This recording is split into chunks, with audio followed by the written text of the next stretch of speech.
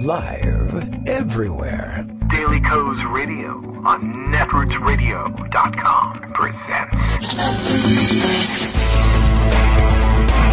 David Waldman. Kagro in the Morning Show.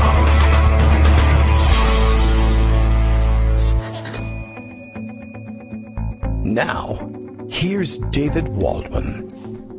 Hey, good morning, everybody. How you doing? It is Tuesday, August 14th, 2018. Primary elections going on around the country once again, including the contest up in Connecticut. Greg told us about, about a week or two ago now, and so we'll have an eye on that one. And all the other races, of course, you can always tune in at the front page at Daily Kos for the Daily Kos Elections Crowd, covering everything, as usual, and get a preview of it, of course, this morning, as usual. Over there as well, the morning digest from the Daily Kos Elections Crowd. The surest way for indicted GOP congressmen to get off the ballot? Plead guilty. That's the answer to, I guess, yesterday's puzzle about how New York Republicans might be able to get Chris Collins off of the ballot. And let's see, do they have some info about how that might work? Well, we'll check in on that and check in on a number of other stories circulating today. It's Tuesday. We're without Greg, and so we may have that opportunity to meander through Pocket and pick up on a couple of strange and esoteric stories, things that we missed out on yesterday when we were trying to round up the news, almost lightning round style.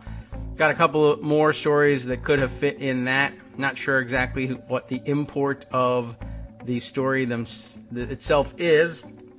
Say, for instance, Politico's report yesterday that Donald Trump, he's posing as the president at the moment. I don't know when they're going to stop this, but that's what he's up to this morning.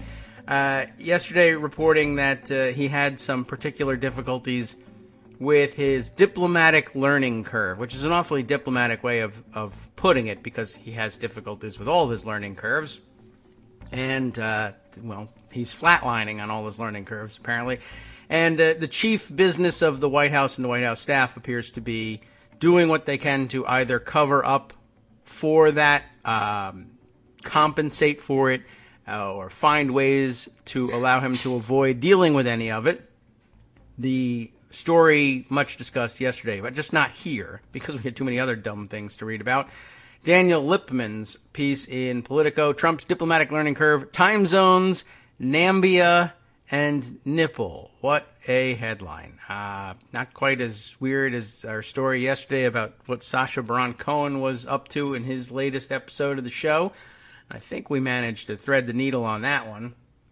I don't know what needle it is. We're not FCC regulated or anything like that, but we like to pretend we are, and it makes the show that much more interesting when you have to describe what went on his show without running afoul of regulations that don't even apply to you. It's a fun game. But in this case, the president has often perplexed foreign officials and his own aides as he learns how to deal with the world beyond America's borders, or really beyond, his world used to be basically his apartment at Trump Tower, now ensconced in the White House, and occasionally bunking at Pervalago, or now during the summer, his Bedminster Golf Club with the ready-made mausoleum. Nothing wrong with that. Several times in the first year of his administration, Daniel tells us, President Donald Trump wanted to call Japanese Prime Minister Shinzo Abe in the middle of the afternoon, before his sundowning set in, I guess. But there was a problem. Mid-afternoon in Washington is the middle of the night in Tokyo, when Abe wanted to say that very badly. When Abe would be fast asleep. He probably calls him Abe anyway. Trump's aides had to explain the issue, which one diplomatic source said came up on a constant basis. But it wasn't easy. He wasn't great with recognizing that the leader of a country might be 80 or 85 years old and isn't going to be awake in the right place at 10:30 or 11 p.m. their time, said a former Trump NSC official. When he wants to call someone, he wants to call someone, and he is a telephone addict. Boy, oh boy. All right. He's more impulsive that way. He doesn't think about what time it is or who it is, added a person close to Trump. And I think that's probably, I'm guessing here, but I'm guessing that's a carryover from his private days, wherein, one, he was a telephone addict. Two, most people were more or less on the same time because he made his calls more or less probably limited to domestic calling. And I did see an objection from somebody on Twitter yesterday just saying, oh, come on, I have a hard time believing that. He's been in international business for long enough to know about time zones and how that works. And as a reminder, I would say you should keep in mind that Donald Trump's international business was largely a joke. And there isn't anybody, probably, that he ever had to call on an emergency basis in the middle of the night about a licensing agreement. Donald Trump's international business, when he's not there to visit the site, probably doesn't occur to him. The only international business ventures in which he's been personally engaged, I think, are the golf courses in the UK and Ireland. And he deals with those when he goes and visits. And he may, I'm sure, talk on the phone from time to time with people on there. And those are probably calls that he has his people arrange for him.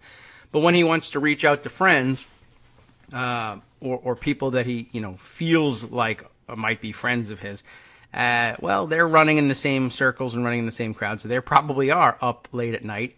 And when it's a business thing, I guess, or maybe we should finish the thought about his international business. The chief type of business deal he was engaged in internationally was, I'll license the Trump name to you to build or run a hotel somewhere, and I have next to nothing whatsoever to do with the day-to-day workings. I can visit the facility if I happen to be in that neck of the woods. I'll stop in and take some pictures.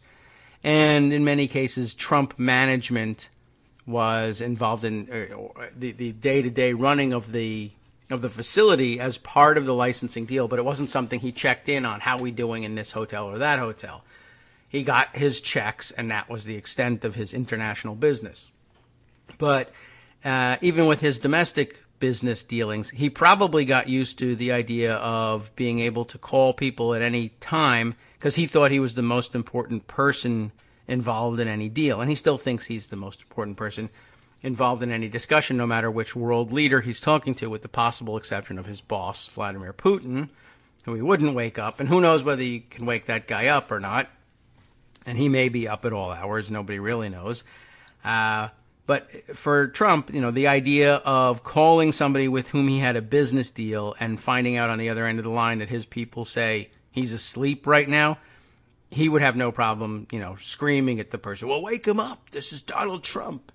And thinking that would be super impressive, and we absolutely have to wake the person up. And sometimes the people on the other end of the line are just aware that servicing Donald Trump's ego is what it takes to get him to continue paying money to you or continue to be able to use his name so that other people can launder money through you or whatever the deal is.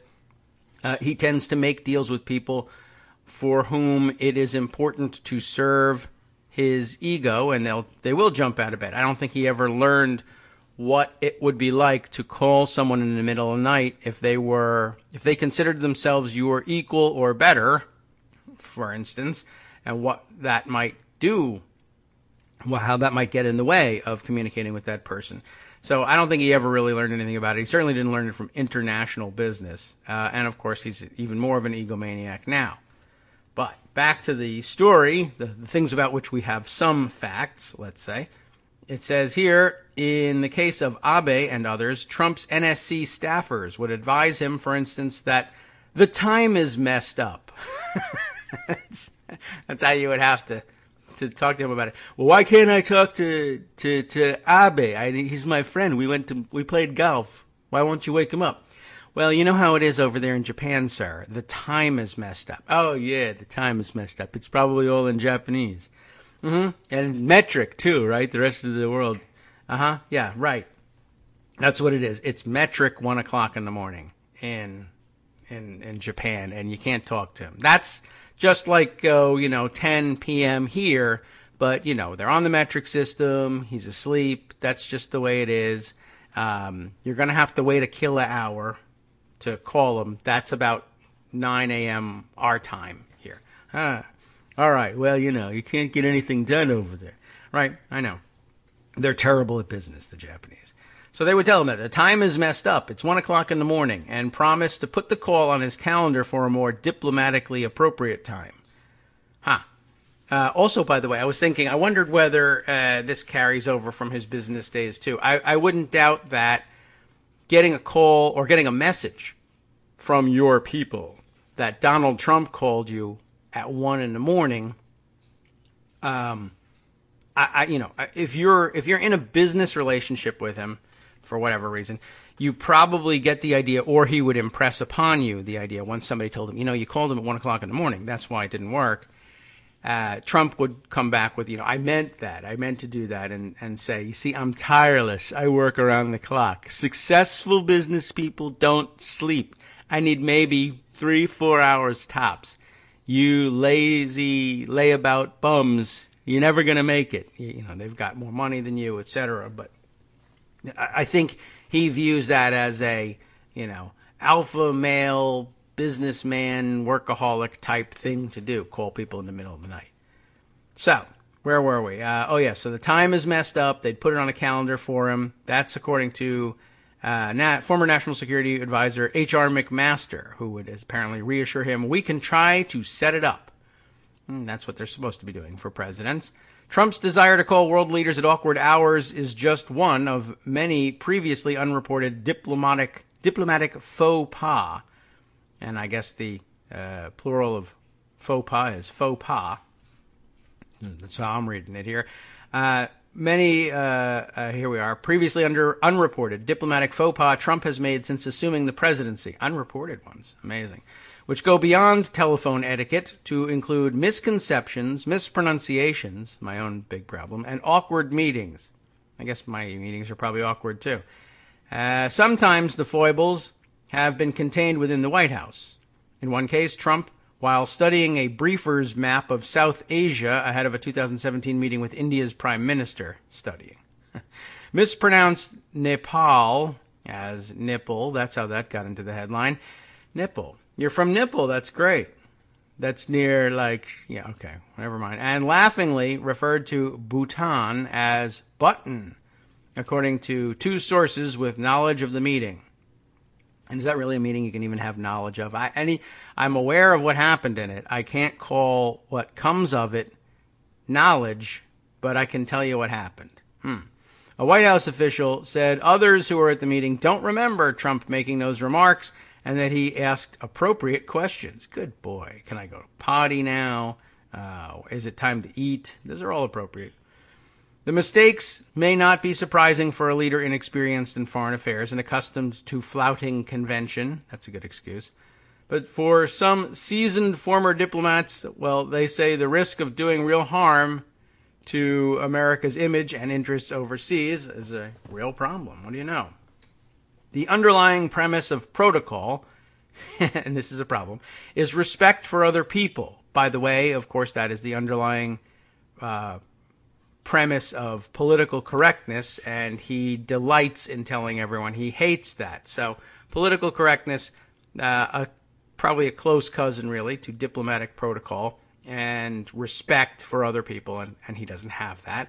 That, according to Wendy Sherman, a former senior State Department official in the Clinton and Obama administrations. When the president doesn't follow protocol, it's a sign of disrespect and a short attention span, I would argue. He doesn't really have the time to learn the protocol and no interest in learning it as well. So it's disrespect and inability, quite honestly.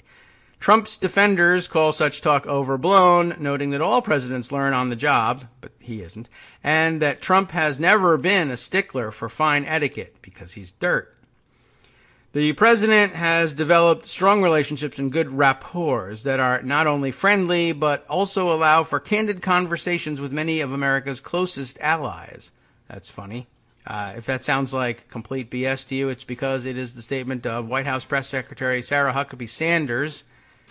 He has even worked the phones with our competitors, and what an interesting term to use for diplomatic relations with other countries that are strained, our competitors, carrying that over from business, as though she had business experience.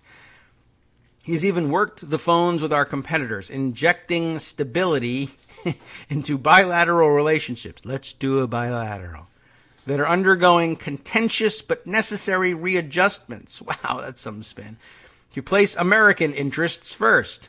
Foreign leaders appreciate that the president is willing to take their calls day and night, except that's not the issue. It's they don't appreciate having the president call them day and night. The president has made clear that when leaders reach out for calls, aides should set them up right away. He has had foreign leaders call very late at night and never wants another leader to wait before their call is returned, she added. James Carafano, who was an advisor to Trump's State Department transition team, acknowledged that Trump has had a learning curve as president, but said he isn't about to change his style to satisfy Washington elites. No, not him. If people are looking for more polish, which he, by the way, pronounces as Polish, if people are looking for more polish and more kind of conventional statecraft, and that's their metric for Trump learning, I think they're going to be disappointed. That is also, of course, known as the metric for actual learning. Yes, you will be disappointed.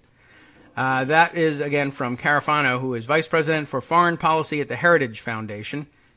I don't think he sees those as faux pas. I think he sees them as, look, I do things differently. If you say, that's not how things are done, he says, who says? Where is it written down that I can't do that? Not that I could read or anything, and I don't want to put on my glasses. So, all right, where is it written down? It's written down right here in front of your face, you moron. Oh, well, that's wrong. You shouldn't do it. Oh, all right. It's great, good. It's good excuse making, I guess. I don't do things that way. All right, fine. Is that like, for instance, what else don't you do that way? I don't do being a billionaire by actually having $1 billion. It's just wrong. That's not the way I do things, okay?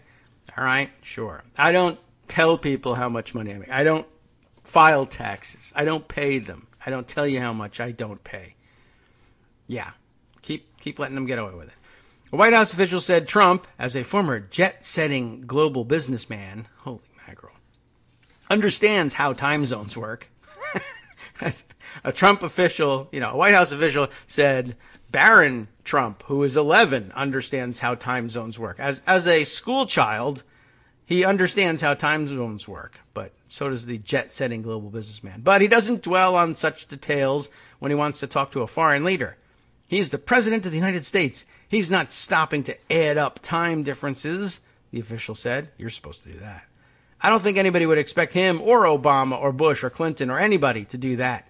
That's the whole reason you have a staff to say, yes, we'll set it up, and then they find a time that makes the most sense. I mean, that part is true, and I'm sure that there are times where Obama or Bush or Clinton or somebody says, I need to talk to so-and-so, who happens to be on the other side of the world, and they don't say, but I know it's probably the middle of the night there. They say, set up a time, an appropriate time for me to speak with him. As opposed to, I want to call him. He's my friend. We want to play golf. What do you mean it's 1 o'clock in the morning? How does that work? I mean, that seems to be the issue here.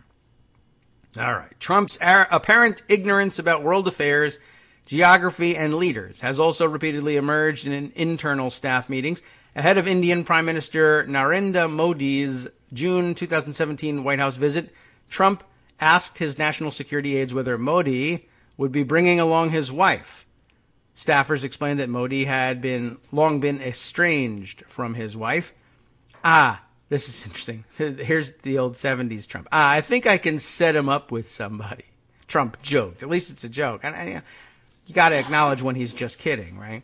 I think I can set him up with somebody, although maybe you don't want to say it out loud. It's a joke, but it's a terrible one. According to two people briefed on the meeting, it was in that same meeting that Trump appeared confused by Nepal and Bhutan, which lie sandwiched between India and China. He didn't know what those were. He thought it was all a part of India, said one person familiar with the meeting. He was like, what is this stuff in between and those other countries? Well, that's problematic. Joking about setting them up, I wish they'd exclude that from there. If you know it's a joke, you can leave it alone. Another former Trump NSC official said Trump sometimes avoids saying certain words or names. I've done that. When talking to a foreign leader because he's unsure whether he can pronounce them properly. And at least that's at least evidence that, he doesn't want to make mistakes and he doesn't like it when he makes mistakes and looks bad. And I mean, I guess that's something. It's not progress. He always has had that. It's just, you could practice, for instance, and he doesn't want to do that. All right, let's see. So the White House official said Trump always wants to be respectful and make sure he gets pronunciations right. And okay, good. I believe that. And that flies in the face of the I don't care about, conventions. That's a good thing. I'll take it. At times, he wings it with unfortunate results. Well, all right. Meeting with a group of African countries at the United Nations General Assembly last September, Trump in public remarks referred to the country of Namibia as Nambia. Trump did impress some of his own aides in the meeting, however. He did a very good job saying, look at that, Côte d'Ivoire, how do you say it even? Ivory Coast, right? Côte d'Ivoire, is that right? The I-V-O-I-R-E. Trump's got me beat on that one, but he is people. Trump also raised eyebrows during the same gathering when he announced that I have so many friends going to your countries trying to get rich. I congratulate you. Prompting cringes among some aides, aware how such talk would resonate on a continent that well remembers the exploitations of its colonial era. Some African entrepreneurs say they appreciated the comment. When Italian Prime Minister Giuseppe Conte visited the White House last month, Trump congratulated him on his tremendous victory, even though the Italian had never campaigned for office or run in Italy's election. Conte was a compromise candidate by two parties who came out on top of the election. Okay. Well, I guess you got to be clued in on that one. Trump at times also betrays an ignorance of regional history and rivalries. During a meeting with Abe at Mar-a-Lago in April, Trump repeatedly praised Chinese President Xi Jinping, according to a former NSC official from a prior administration. Everyone was cringing because Japan and China are rivals, and the Japanese and the Chinese are nervous about the president tilting too far towards the other side, that person said. A White House official said Trump explained to Abe that his relationship with Xi would be useful in dealing with North Korea and insisted it wasn't considered a negative by the Japanese side. At times, Trump has done more than make ignorant slips. The Washington Post reported in January that he sometimes puts on an Indian accent and imitates the way Modi speaks. Well, people do that. Well, we do it here, of course, all the time. Would you do it in a meeting? That's the question. It doesn't say he's doing that. And I guess the standard's a little bit different for the president. You're not supposed to do that stuff. And in an infamous Oval Office remark in January that sparked a global furor, Trump branded several African nations along with Haiti and El Salvador as, of course, you remember the term, so I don't have to go too far to try to explain it, S-hole countries. You remember that. Some foreign diplomats report positive experiences with Trump. Wow. One who has met with Trump at the White House praised him as a gracious host. Another recalled a warm personal welcome from the president who showed him and colleagues around the White House. And it is true that every president makes mistakes in dealing with foreign leaders as they learn on the job. President Barack Obama, here we go, got it both sides this one. Barack Obama made his share of incorrect pronunciations, including by mangling the name of former longtime Singapore leader Lee Kuan Yew. Maybe I did it. In 2016, during the 2000 presidential campaign, George W. Bush famously stumbled through a TV interviewer's pop quiz on the names of several world leaders. And, of course, his dad barfed on the Japanese prime minister, I think, right? I think, was that who got the receiving end of that one? That's not in the article, I don't think. We're overlooking that one. That wasn't a diplomatic faux pas. He was going to barf on anybody, diplomatic, international or domestic. It wouldn't have mattered. Okay. Past presidents have also called foreign leaders at odd hours in their own time zones. President Bill Clinton was notorious for that practice, and he probably thought he was, being real alpha and staying up at all hours too.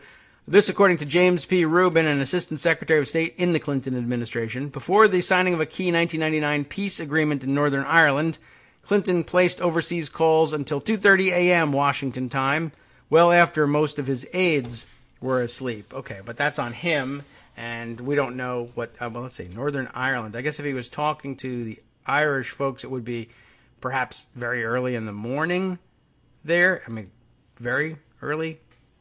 But, and that's not quite the same problem. And also, I mean, if you're calling them about this right before the signing of a key peace agreement in Northern Ireland, that's like a legitimate, oh my gosh, we really have to talk before something happens, or potentially anyway. I don't know what the actual conversation was, but if it's like, hello, Abe, how are you? Hey, North Korea sucks, right? Hey, you want to play some golf? We should do a thing. Let's do a bilateral. That's not really something you want to be woken up for. Trump's love of talking on the phone has created special problems for his top national security officials, who say that he sometimes places calls that have no clear diplomatic purpose. That's what the problem is right there. Trump has what one former Trump national security official calls a bizarre fascination with calling French President Emmanuel Macron. He wanted to talk to him constantly. Macron would be like, hey, what are we talking about? These are very busy people. You don't just call to check in. See, that's a problem.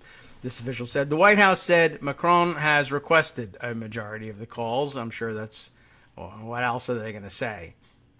They can't really wiggle out of that one any other way. All right, let's see. Can we fit in one or two more things here before the break? The former official said that in his first year, at least, Trump would often call foreign leaders having done little preparation or ensured pre-planned outcomes known to diplomats as deliverables. The standard is you don't have your principal call unless you're asking for something or trying to reward a behavior, either a carrot or a stick. You don't just randomly call, the former official said. Yeah. Hey, how about that leader of wherever? Isn't she hot? That's terrific. Don't do that. Hi, everybody. It's me, David. Let's change things up from the old fundraising pitch for just a minute and talk instead about how you can be a part of our show. If you've got a smartphone or any other electronic recording device, why not sit down and record a segment for us? Read us an important article and give us your take. Read one of your own original essays, or even just give us your commentary on something you'd like to share that's important to you. Then send the file to me at kagrox@gmail.com, and I'll try and work it into the show. Short segments, a few minutes in length, are easiest to fit in. And of course, I can't always guarantee that I'll be able to play everything, but if you've ever shouted at your radio or TV about something you wish was being covered, here's your chance to change that. Make the show your own. Send your submissions to me at kagrox@gmail.com.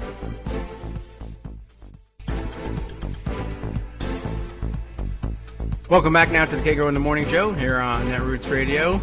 Wow. Still going, still trying to get through this one Politico piece. Almost at the end here. Almost thought I could have fit that in with a little more discipline. We could have made that one segment and been done with it, but let's just finish this up.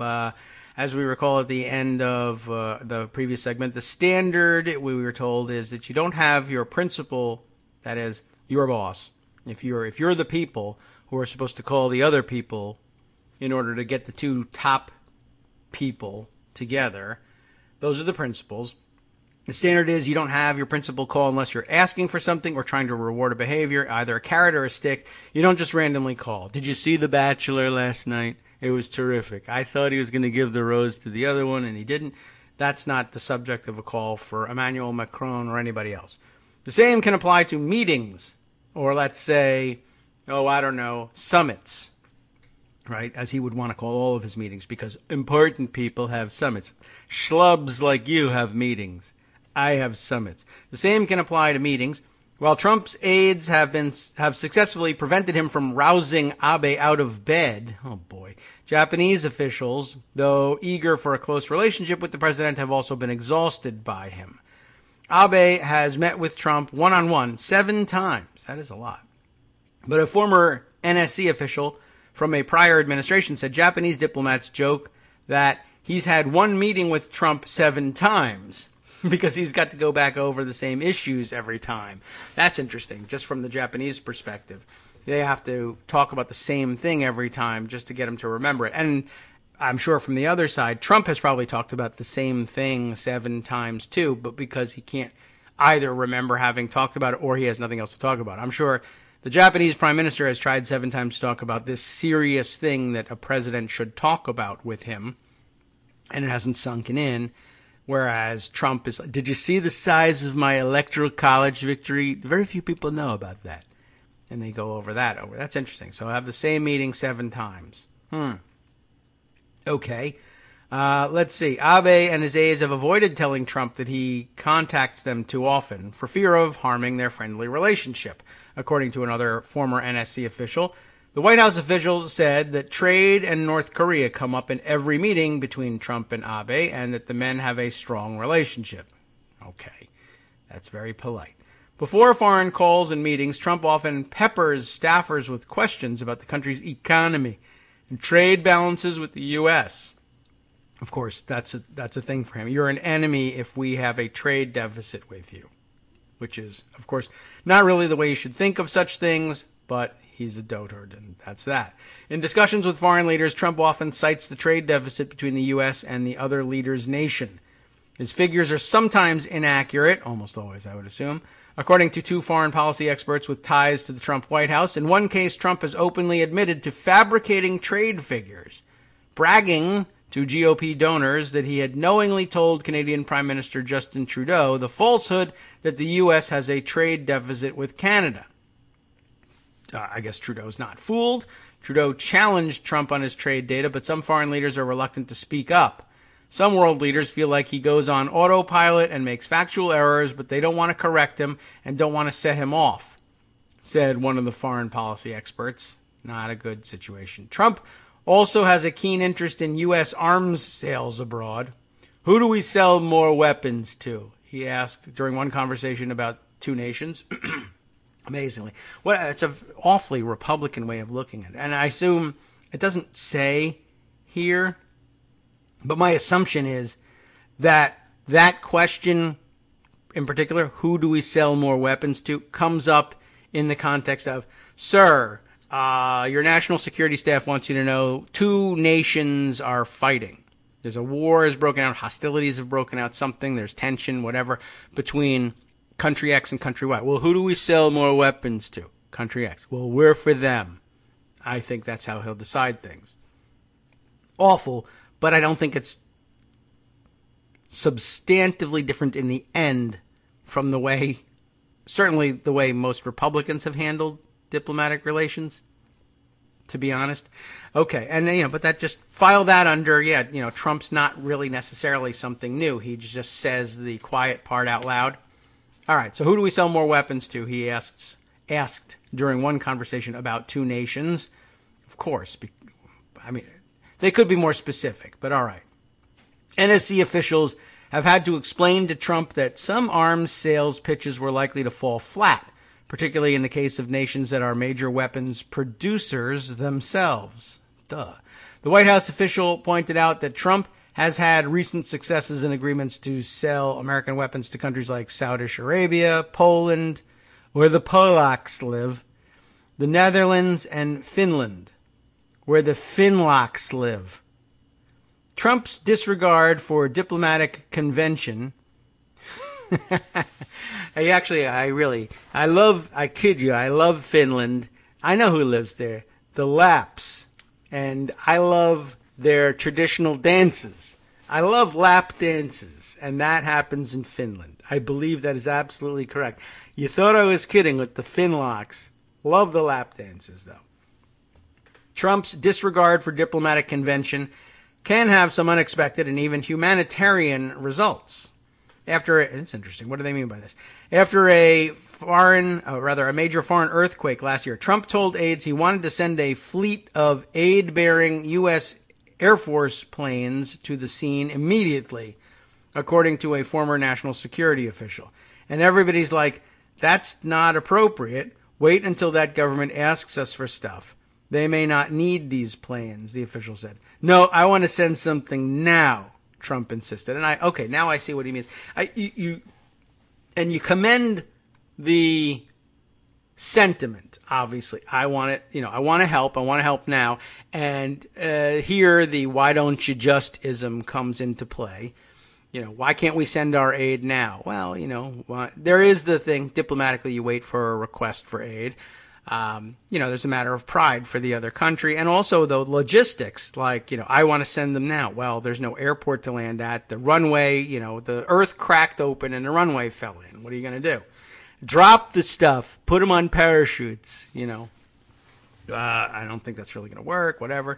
But yeah, nuance, logistics, that's not going to make any difference to him. And I guess you could say that if you really wanted to be generous about it, you say, well, his heart's in the right place, his brain's in the wrong place. That's the big problem. Heart has to go with brains when it comes to actually being of help in a crisis situation. You don't want to lose your mind.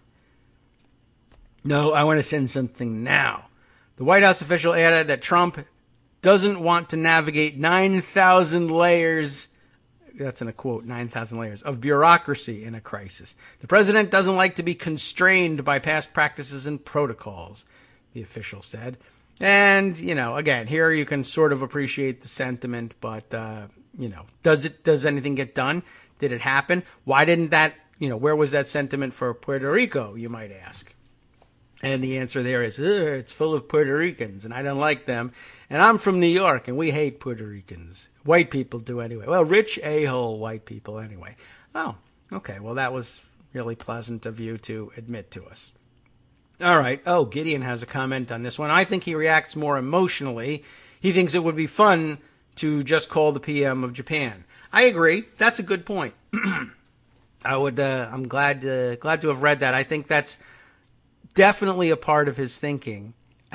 In fact, it might even be a part of his. If you told him, well, it's 2:00 in the morning there. I don't care. Go ahead. You should do it. You know what? We're friends. He'll love it. He'll know I'm thinking of him. But well, normally we wouldn't want to, you wouldn't want to rouse him out of bed, but I'm his friend, and that might even be true. And, he'll get it. It'll be a thing between us. Like we're just people at bottom. It's like pranking a buddy. And that could really be a part of it. And it might even really be a part of their understanding. I don't know. It's a good point though, Gideon. Thanks for bringing it up. I definitely think that's part of it. I also think he's a moron, and it's entirely possible that he doesn't get it. And, I guess the people who are in on that conversation would have to make the call as to whether, if he doesn't give any indication that it's anything other than what? Why would the time be screwed up? That doesn't make any sense. Well, it is possible that he's just that dumb, that addled, but yeah, also possible that he's just goofing around, but he should say so. They were able to figure out when he was making a joke about setting up the Indian prime minister. I don't know. Is it worth looking into? I'm not really sure. So we may just never know. All right. Definitely a bunch of other things to get to and a lot of other comments being made. Let's see. Oh yes, Mighty OCD. Of course OCD would notice this, right? The KITM show lacks discipline. True. We wander all over the place. We do have problems with that, but you would think that the Mighty OCD would be more understanding about that. Let's see. Julie Lapano has this to say here. What's the nickname you've given yourself here? Julie Old Memes Lapano. With the brain riddled with whatever Trump's got, more than 3 hours of sleep isn't going to do you any good anyway. That's probably true. And and a thanks to us here from Emmy Nelson's M.A. Is it? Do you say M.A. like, is that your first initials, M and A, or is it just an interesting way of spelling Emmy, or what is that? M.A. Good. I like it. M.A. Nelson says, thanks to us for making sense of political nonsense for 7 years. It's true. We were reminded by Bill yesterday that we were entering our 7th year, I guess, or entering our 8th year. What time? How does time work again?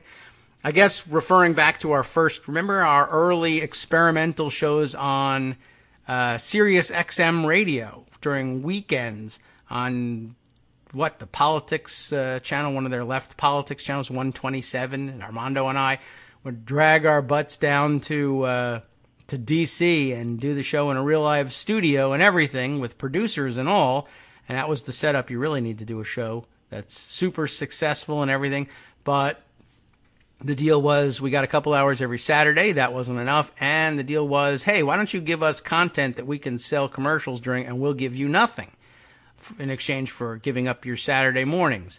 That That's actually a deal that kind of sucks. We won't do that. Oh, here's Armando, though, chiming in for yet more zero pay on this one. Good morning, Armando. How are you?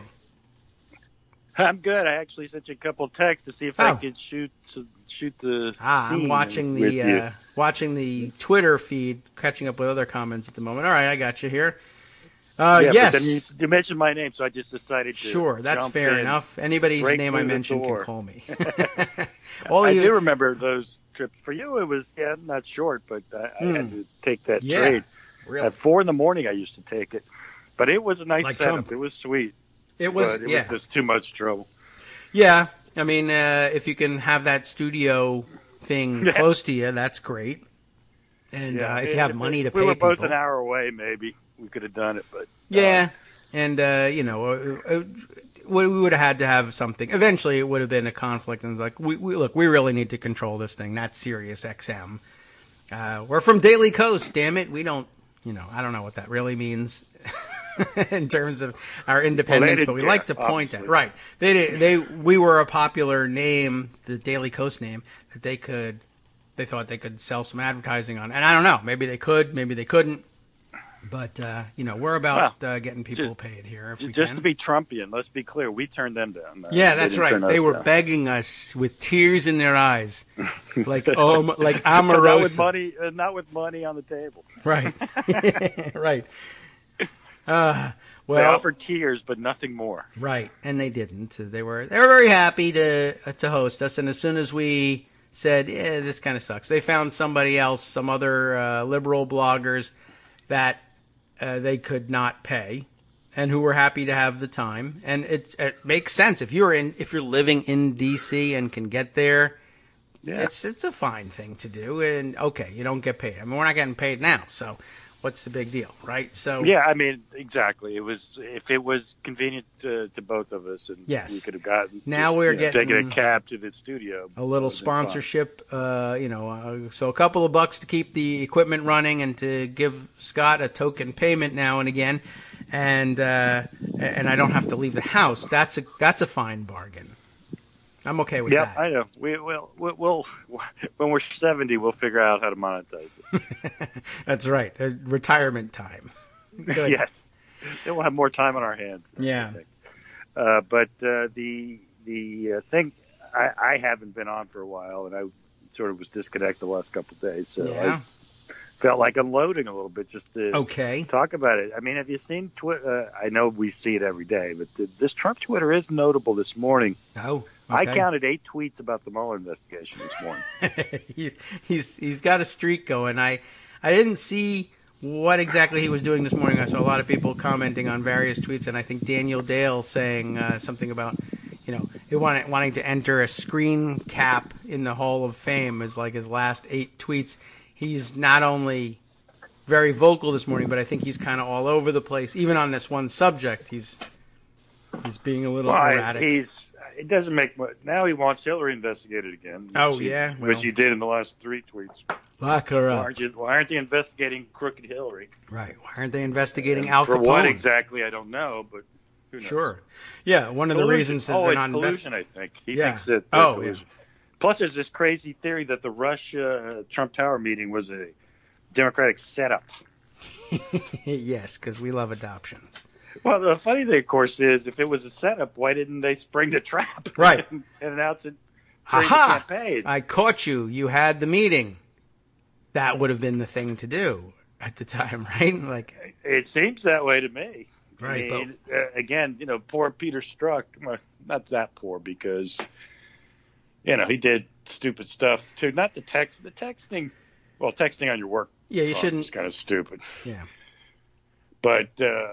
He was just blowing off steam like Trump blows off steam. Look at Trump's Twitter. Right. I mean, well, that's for Christ's true. sakes. We all see that. That's what he texts in private. And that's a good point. I mean, quite honestly, we just acknowledged, hey, it's dumb to be spending your time on the clock and using your publicly provided or paid for resources. I don't know who paid for his phone. But, okay, you're an FBI deputy director. You need to maybe do this on your own time. And everybody makes this mistake. And everybody answers personal emails at work because it's not a big deal. But then, you got to learn to walk a tighter line when you're deputy director or whatever he was. But Yeah, at the same time, or we're you watching. work for yourself like Yeah. I do, so that you can do whatever you want and no Right. one can yell at you about how you're spending your time. And we have But, nothing to say about the president sitting here tweeting his nonsense. This also is stuff you're not supposed to be doing. Ever. If you're, vice president at Revlon, whatever it is.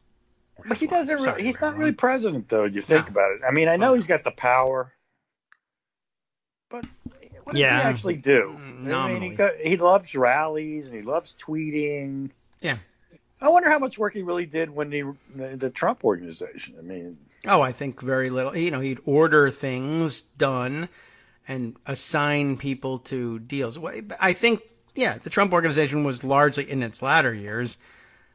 I'll sit here in my office, and if people will parade in front of me making pitches, and I might have them vetted on the outside a little bit, whatever, in terms of what the deal, not who they are. I mean, if it were vetting the individuals coming to pitch, none of these deals would have been made. I mean, it's really like just I've tell said me this what you before, want me to but do. he's really, sort of a low rent Kim Kardashian, and Yeah. really is what he's been, and that's what he is as president. In too. his licensing deals, yes. In his early days, he was a bit more of a go-getter, in terms of, he was lying, he cheating, lost everything. stealing. He ran everything into the ground. Yes. I mean, we've talked about this. This has been a theme of this show. Go-getter, bankruptcy lawyer. I'm a go-getter. Go get right. But we've talked about this for at least 3 years. Yeah. He ran out of money. Nobody would lend him money except the bank that was in bed with the Russians, Deutsche Right. Bank, and the Anthony Kennedy's son, in fact, Yep. was the one. Which we don't talk about that now for some reason, but people are now looking again at that $95 million Palm Beach sale, which is still the fishiest thing of all time. The entire world melts down, and Trump gets double his asking price. Yes. That's money laundering. Right. This at has the to height be of money the laundering. real estate crash. Right. And of course, right, $95 million for a teardown at that. Right. So, it doesn't matter to the oligarchs / mobsters, because I'm not buying a house. You don't understand. I mean, that's crazy. Why would you pay for that and then tear it down? Because I'm not buying anything. I'm laundering money. That's all that matters. Laundering money. That's what his business became. Yeah. He did the steaks and whatever, and that was all just messing around and keep your name out there. And he did the TV show, and Jeff Zucker's to blame for that. But they were in the golf course business, but the golf course business is a crappy business, it might get better now that Tiger's playing better again. But at that point in time, it's a bad business. Golf courses have lost tons of money. Yes, and hence everybody remembers this line from the golf course issue, right? The golf reporters who asked Eric, well, what's the deal? Right. We know, golf reporters know that golf is a tough business to make money in, and at the moment we're in a huge crash and recession. Where are you getting the money to build these golf courses? Oh, we're paying in cash. Wow, where's that money coming from? Russia. Oh, wow, that's interesting. Are there a lot of Russian golfers? I guess so. I don't know. It's weird. But we get all the money we need from Russia, so we're cool. And the guy took note of that because it was amazing and weird. And now, I never said that. That would be an awfully weird thing to say randomly, because most people wouldn't just... If you were stumbling your way through an interview and trying to look smart and informed, where's the money coming from for your golf course investments? Russia wouldn't be the answer. Russian golfers. I guess there are some, but... Yeah, I'm sure there's some Russian golfers, but, are there Russian golf course investors? Apparently there are. And they're Trump investors. Whatever what do you want to launder in? Golf courses. Yeah, okay. And again, I think people want to build this into, and I've seen this, and I've seen the data points that support it, but this whole idea that he's been in bed with Russia since 1987, whenever he criticized Reagan for something about Russia, where he supported Russia. I know that happened, but Trump's not a deep thinker. I mean, I guess theoretically they had what's the phrase, compromise on him. It's possible. Sure. But what is compromise? Maybe back then we considered it compromise. I don't know. But Maybe. By now Trump. They may have at some point. If it came out that Trump was laundering money, other than the legal ramification for the Russians, for the Russian mob, what would be the political ramifications? Right now? Yeah. Oh, I don't know. I mean, his not that base big, would really. say, "Who cares?" and the rest of us would say, "I know it." Not that big. I mean, it's just a question, really. And in this sense, this is why the Mueller thing is indeed the biggest, and the SDNY thing. I think that's the other thing that you got to look at. Because remember when Michael Cohen became a member of the Trump organization? 2006. Oh, yeah. Right. So, and that's when he switched to the Russians. Yeah, well, largely true. I have I have an article here that I was thinking of sharing anyway, and this sort of, maybe this covers the transition period, that switchover. Okay. But as you were saying, I mean, he's not a deep thinker, and you may or may not put any credence in the 1987 Russia visit. And by the way, even the compromise then may have been more along the lines of, we have video of you with prostitutes or whatever, and not so much that it's going to embarrass you because you're a big billionaire playboy person anyway, and you would live that down. It's just that you're involved in a divorce. Remember, this was the John Barron era when he would call up reporters and say, I forget who. Oh, everybody. Whoever the big celebrity. Yeah, Kim Madonna, Basinger and Madonna want to date me. Right. So, I mean, that wasn't going to embarrass that Vanity Fair article from 1991 is a classic. People should always revisit that.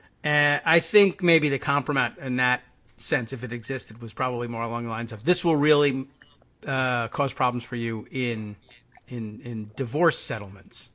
It'll cost you a lot of money. Well, remember 1991, I believe it was. He was in his divorce 4 years after. In his divorce, Ivana wanted to break the prenup that got her $50 million. Mm-hmm. And they started the case, and then she saw all the financials, and she changed her mind. I said, "No, I'll take the 50, thank you." Seriously. Right. Yeah, that's funny. It's like landing on exactly the what happened. Income tax square Monopoly. Oh, maybe I'll pay 10%. Never mind. Right, so you figure out and go the other direction. This article I have here from end of last week, August 10th, in the Post, Trump's resume is rife with mob connections, which we always knew to be the case. But it's nice to see it compiled in the Washington Post. David Von Drehl, is that right? Drehle. David Von Drehl has this piece of this kind of, I think, covers this period and this transition from when it switched from just any mobsters available, except that was at the time the sort of tail end of the glory days of the New York Italian mob, which then began morphing into the New York Russian mob. As the Italians went to prison, the Russians moved in, and he just switched mobs, is all. So let's take a look at this one here. There's a picture of him from the glory days. It's Trump and Roy Cohn and Ed Koch in the picture here at the Trump Tower opening in 1983. Right. There's a trio for you, my God. Trump and Cohn and one or two other people in black tie and tuxedos because they're opening a classy apartment building. It's classy. You can tell it's classy by look at this tie. Huh? You think this is a clip-on? It is, but do you think it is? It doesn't look like one. It's got a gold clip. That's how classy I am. Hold on, let me take off my rings. Walter Isaacson and Evan Thomas titled their classic group portrait of Harry S. Truman's foreign policy team, is an interesting start, The Wise Men. A book about Donald Trump's associations might be called The Wise Guys. Help, editor. Get this guy. All right, whatever. Mario Puzo would have been just the man to write it. He's different. Okay. Martin Scorsese could option the movie rights, and you know what? He wouldn't. You know, this He is a would. really terrible movie. And if he's not in prison when the filming starts, former Trump campaign chairman Paul Manafort deserves a role. Though Manafort hasn't been accused of mafia membership, Smooth Paulie certainly acts the part, judging from testimony at his trial in federal court on charges of fraud and tax evasion. He has a closet full of suits worthy of John Gotti. I don't think John Gotti would have worn those. More the ostrich jacket. That was too much for him. He has a closet full of clothes worthy of John Gotti, though even the Dapper Don might have balked at the ostrich skin windbreaker. And a maze of offshore bank accounts dense enough to addle Meyer Lansky. And, you know, John Gotti would be sitting there saying, look at this effing guy with the rugs. What is he, an interior designer? This guy? Yeah. Keep him away from me. There's more members only and sharkskin suits. Yeah. When Manafort's turncoat Lieutenant Rick Gates took the stand to detail their alleged conspiracies, I was transported back to the day in 1992, our author says, when Gotti's underboss, Sammy Gravano, Sammy Bull, began singing in the federal courthouse in Brooklyn. Gotti's lawyers attacked Sammy the Bull by demanding to know how many people he'd whacked. We saw some movies, so we'll say whacked. Manafort's team asked Gates how many affairs he's had. Not quite the same thing. Yeah. Our break coming up here, though, but let's just say by way of setting up the segment, if we continue with this after the break, if it seems harsh to compare Manafort to a mobster, and it doesn't, take it up with President Trump, who got the ball rolling with a tweet before the trial began. Looking back at history, who was treated worse, Al Capone, legendary mob boss, or Paul Manafort? Trump mused. This is so far, honestly, a rather weak connection. I hope we get to the substance of his actual mob ties later in the thing after this break. We'll be right back. A little too much scene setting there. Editor, help him out. Yes. Hi, everybody. It's me, David. Let's change things up from the old fundraising pitch for just a minute and talk instead about how you can be a part of our show. If you've got a smartphone or any other electronic recording device, why not sit down and record a segment for us? Read us an important article and give us your take. Read one of your own original essays, or even just give us your commentary on something you'd like to share that's important to you. Then send the file to me at kagrox@gmail.com, and I'll try and work it into the show. Short segments, a few minutes in length, are easiest to fit in. And of course, I can't always guarantee that I'll be able to play everything, but if you've ever shouted at your radio or TV about something you wish was being covered, here's your chance to change that. Make the show your own. Send your submissions to me at kagrox@gmail.com. Welcome back now to the Kagro in the Morning Show here in returning my that's interesting. Okay, so Scott says audio's on. Does that mean we didn't have our break and we just chatted in between? I don't know. We played music and we had a nice discussion. And I don't think we didn't. There's no tape of us using the N-word during the break, so at least there's that. No. So yeah, that's another big topic of discussion. I guess that's the latest hint of the Omarosa tapes, is that she has tape, not of that, but of staffers discussing, oh my God, somebody else has tape of Trump using the N-word. How are we going to handle it? Which, I would take as pretty strong evidence that, okay, there is such a tape somewhere, even though of course the president he did. denies Come it. on. Yeah, Everybody I knows. doubt it very much, but I guess what it does in terms of advancing the story is, okay, the presidents and staff are now aware that such a tape exists, and they know it's true, and so here's what they're doing with it. Are you kidding? Trump supporters are counting on that being true. That's why they voted That's true. Right. Well, they really hope so. So they may be looking for ways to leak it and then accuse Democrats of being dastardly. That's probably how that one will work out. But back to the mob scene. Let's see if we're done with the scene setting here.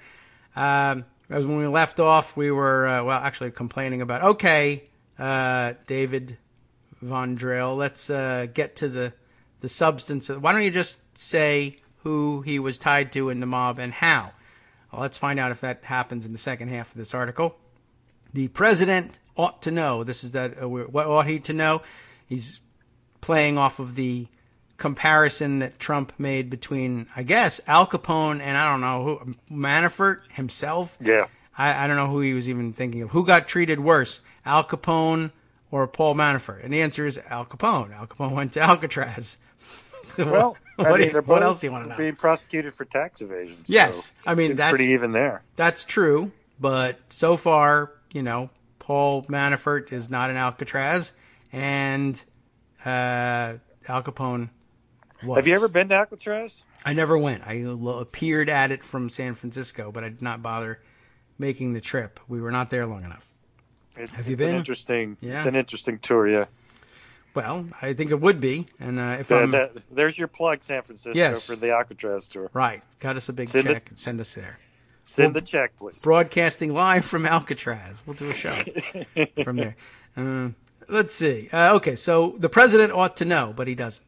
Apparently, he ought to know something. He has spent plenty of time in mobbed-up milieus.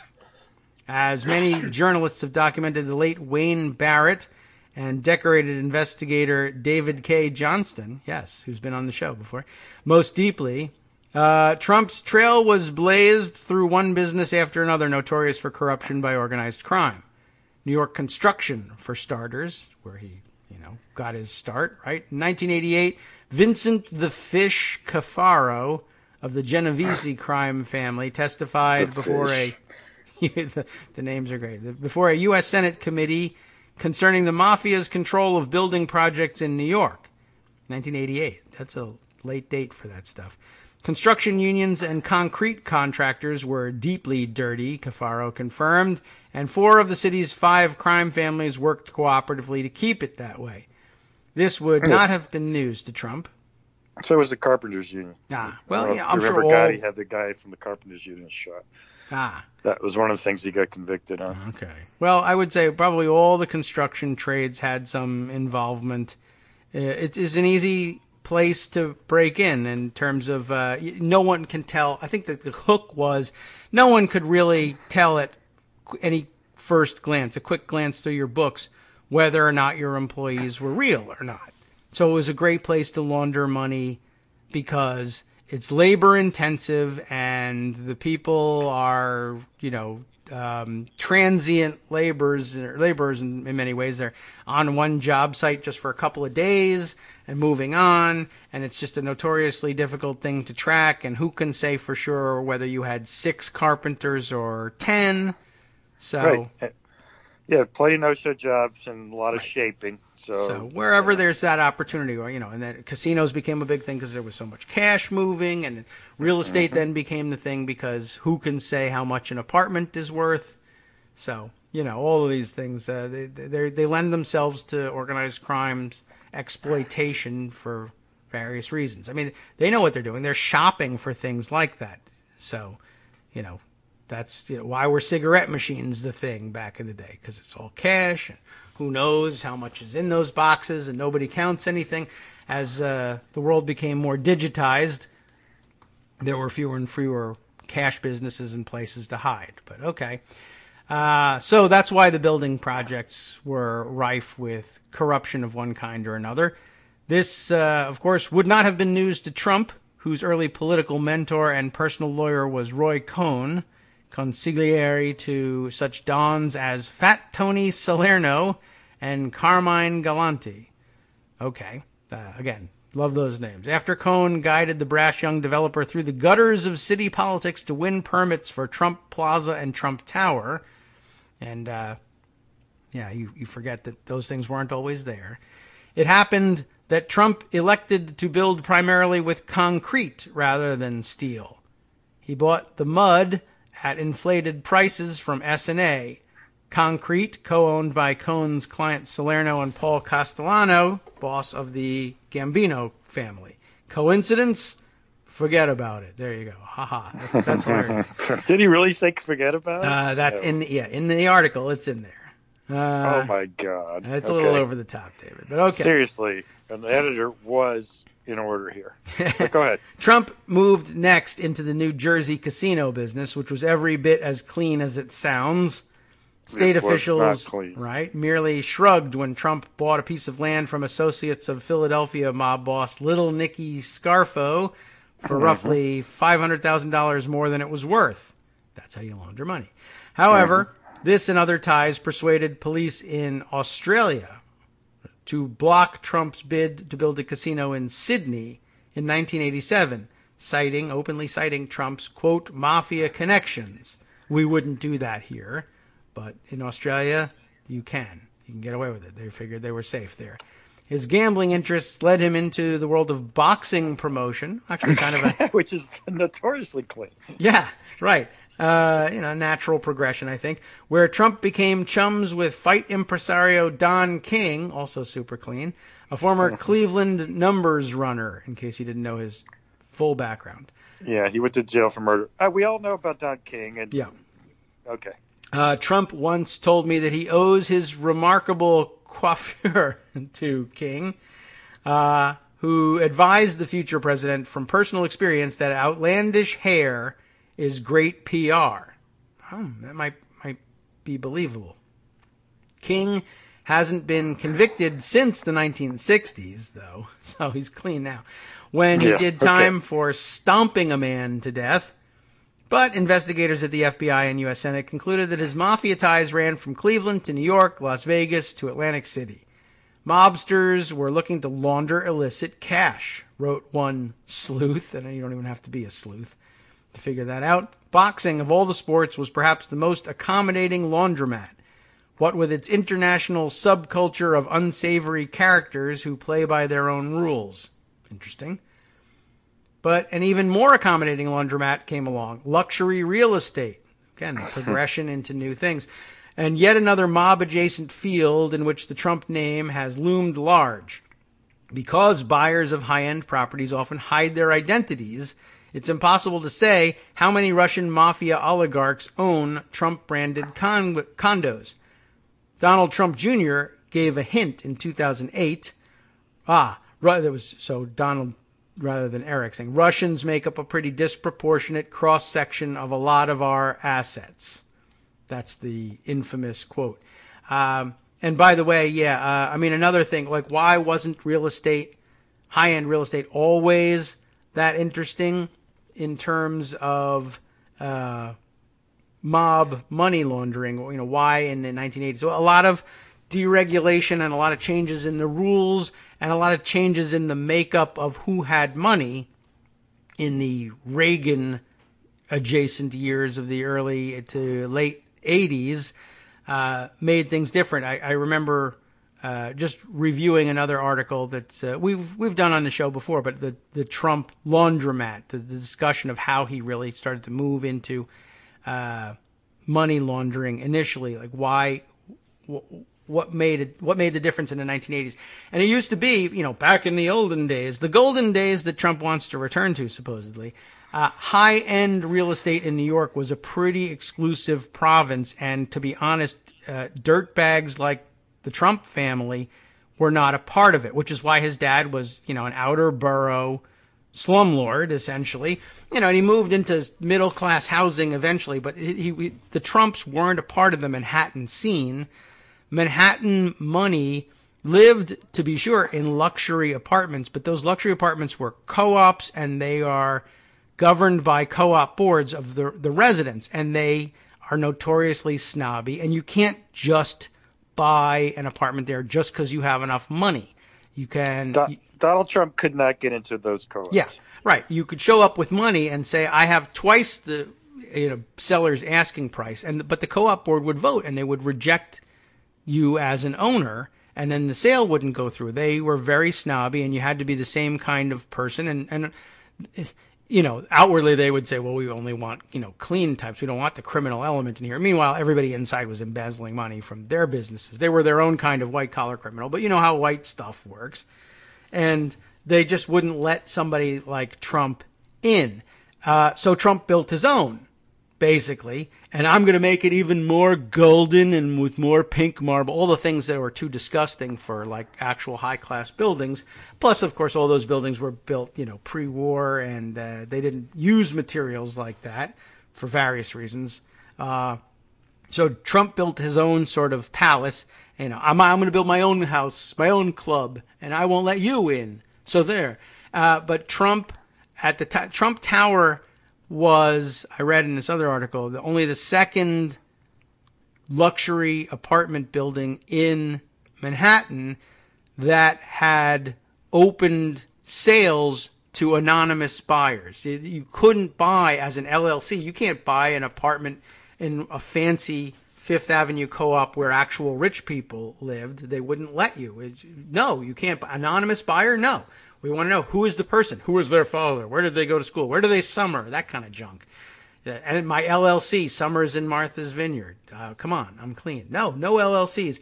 Things have changed since, of course, when white-collar embezzlers and criminals caught on to the LLC thing. And, so even a Fifth Avenue plastic surgeon will LLC himself. Sure, we can let him into the co-op. But in those days, that's why he had to build his own place. Of course, it was an opportunity to launder more money for other people. And why the rush? Why the gold mine? The dumb term, the nouveau riche would flock to the Trump place because they could buy their apartments in cash with no questions asked. They could buy them anonymously. They could buy them through LLCs. And that was what people wanted initially out of Trump Tower, and why it was filled with celebrities, people who had made, instant money and were very rich but wanted to hide somehow from the public. It became a very popular place for, people we think of as like, not particularly dirty celebrity. Johnny Carson, for instance. Anybody think of him as mobbed up? No, but he wanted to buy his apartment quietly. And that was the place to do it. The business was set up to let people do the kind of sneaky crap that a really high-end upscale building wouldn't allow in those days. That's the big change. So all of a sudden, all of his units are selling to anonymous buyers and LLCs. And once that becomes the case, it doesn't take long for Russian and other mobsters to realize, I can move this money around. I don't have to put mobster down as my occupation in my co-op application. I can hide that and say I'm something innocent sounding, and I can buy an apartment for $1 million and sell it for, more or less, doesn't really matter. Later, if I have $1 million in hot stolen money and I buy an apartment with it, but I can't park this money anywhere in any bank or anything because the international authorities will arrest me, buy an apartment in Trump Tower, sell it tomorrow for a $100,000 loss. It's now $900,000 in clean cash. That's all I care about. And then that's how Trump Tower turned from the Fifth Avenue destination of the nouveau riche celebrities and semi-celebrities into a crime den instead. So just by way of explanation on that one, maybe I can grab that article and include it in the roundup. We left off with this one, though, saying Russians, giving the Donald Trump Jr. quote, Russians make up a pretty disproportionate cross-section of a lot of our assets. For instance, in 2013, federal prosecutors indicted Russian mob boss, who's this guy's? Alimzhan Tokatonov. Oh, my goodness. Tokatonov. I don't think we've run into him before. And 33 others on charges of related to a gambling ring operated from 2 Trump Tower condos that allegedly laundered more than $100 million. A few months later, the same guy, a fugitive from justice at that point, was seen on the red carpet at Trump's Miss Universe pageant in Moscow. Of course, why hide, right? Obviously, not everyone in these industries is corrupt. And if Donald Trump spent 4 decades rubbing elbows with wise guys and never got dirty, he has nothing to worry about from special counsel Robert Mueller. But does he look unworried to you? And that's actually the conclusion of a not particularly valuable, as it turns out, article, but a good reminder and a good launching pad for, we keep saying that he's mobbed up. We keep saying that he's involved in money laundering. Sometimes it pays to pause and just explain why that happened, why we think it's the case, and what changed. Why is it that money laundering through high-end real estate became a thing only like in the late 1980s? There's always been expensive real estate. Why weren't they doing that? And the answer is we deregulated everything in the Reagan years, and of course the Russians eventually in abandoning the Soviet system, created the conditions whereby a very small number of people could plunder millions in state assets. And by plunder, we really mean actually, honest to God, steal the stuff. And why didn't the Russian people do something to rise up against it? Well, one, they would have you murdered, and two, the cash was whisked out of the country as quickly as possible and laundered in lump sums. And Donald Trump went into the business of, I'll be the guy that will help you evade Russian authorities. You'd think that would make him an enemy of Russia until you realized that the country was being run by an enemy of the Russian state, Vladimir Putin, who was just there to plunder the thing. And, for as long as he could, he would wrap himself in the Russian flag to, deflect accusations that he was in fact plundering the country. And then by the time it became too obvious and everybody knew it, it was too late because he would just murder you if you pointed it out. And his transition was complete. So that's the story of Russian mobsters taking over the Trump business, and why he remains pro-Russian, whether there's compromise or not. It's just worth too much money to him to do anything else. I think it's too late. I think it's, how does he undo it? It's, Yeah, I mean, if he were to divest himself of all of the assets that he has that were bought with Russian money, there'd be nothing left. Well, I just think there's just the issue of how the Russians play for keeps. I mean, that too. They would just, I guess ultimately, if you think about it in mobster terms, I think most of us probably still think, well, it's really beyond the reach of today's mob. Anyway, even if people believe that it was not beyond their reach back in the 60s, to assassinate a president, to just outright kill the president, was just too much. However, no one ever got over the sneaking suspicion that the Russians, whether they were communist or otherwise, certainly were capable of doing something like that. We had to guard against that. And then, of course, we got distracted by terrorists, and of course they would want to do it. But I don't think there was ever any doubt that Russians could or would, because they were enemies and geopolitical rivals of the United States, would take the opportunity to take out a president and destabilize the country if they could. And I suppose if you then married international crime and the Russian government, then the question of, well, would mobsters really be able to take out, or wouldn't it be above their pay grade to take out a president? Well, what if they were also the government of Russia? Well, interesting question. But that would never happen. Well, what if it did? What if it happened yesterday and it's already done? I don't know. I'm not sure how I would feel about that. Yeah, I mean, that's the whole thing. And I always think that the thing that people miss is the why on this, and compromise and tapes of, I guess that could be part of it, but I do think it's a follow the money story. That's to me the essence of what happens. I think in a sense you've got to look further past Donald Trump businessman after this horrific presidency is over. The brand name, for whatever it's worth, is shot to hell. I mean, Ivanka had to close her business, and I don't think that it had anything to do with her worried about conflicts or controversy. She didn't care about that. Not. She can't sell anything. I don't know. He won't be able to sell anything. I assume some people will still be into Trump nostalgia, but the people he wants to have luxury products. He could sell Trump T-shirts, I suppose, and Trump hats. Yes, which is what he sells now, I guess. But look, he doesn't want to be big in Alabama. He wants to be big in New York and Los Angeles. Yeah, he despises his base. This is what people don't get. He's not a man of. He's not from them. He doesn't want their respect. He doesn't want their adulation.